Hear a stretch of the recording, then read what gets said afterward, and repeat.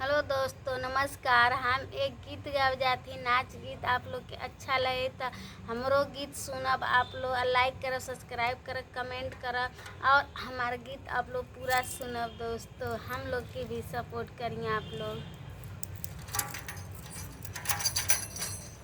अरे खाए के मांगे ननदो गरम जिलेबिया, खाए के मांगे ननदो गरम जिलेबी, पिए के ठंडा पानी, हाय रे दिलवर जनिया, पिए के ठंडा पानी, हाय रे दिलवर जनी।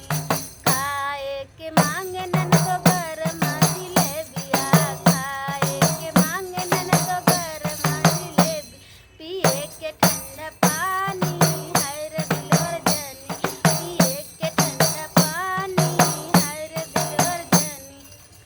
सोने के मांगे ननदो लाल की पलंगिया, सोने के मांगे ननदो लाल की पलंगी, लगाई के मच्छरदानी, हाय रे दिलवर जनिया, के मच्छरदानी, हाय रे दिलवर जनी।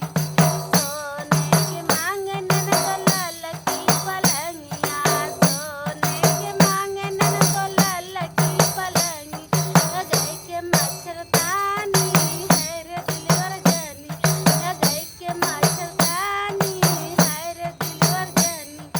खाए के मांगे ननदो लाल गरम जिलेबिया, खाए के मांगे ननदो गरम जिलेबी, पिए के ठंडा पानी, हाय रे दिलवर जनिया, पिए के ठंडा पानी, हाय रे दिलवर जनी।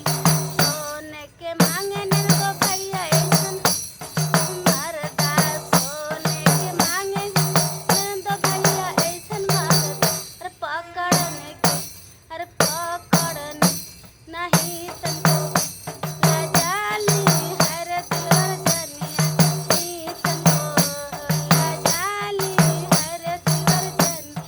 खाए के मांगे ननदो गरम जिलेबिया, खाए के मांगे ननदो गरम जिलेबी, पिए के ठंडा पानी, हाय रे दिलवर जनी, पिए के ठंडा पानी, हाय रे दिलवर जनी। सोने के मांगे ननदो, पकड़ने के मांगे ननदो भैया ऐसन मरदा, पकड़ने के मांगे ननदो भैया ऐसन मरदा, नाही तनिको लजाली, हाय रे दिलवर जनी, नाही तनिको लजाली, हाय रे दिलवर जनी। खाए के मांगे ननदो गरम जिलेबिया, खाए के मांगे ननदो गरम जिलेबिया, पिए के ठंडा पानी, हाय रे दिलवर जनी, पिए के ठंडा पानी, हाय रे दिलवर जनी। तो दोस्तों हमार गीत आप लोग सुनब। दिल से धन्यवाद करते हैं कि आप लोग हमारे वीडियो में लाइक करनी, कमेंट करनी, सब्सक्राइब कर लें।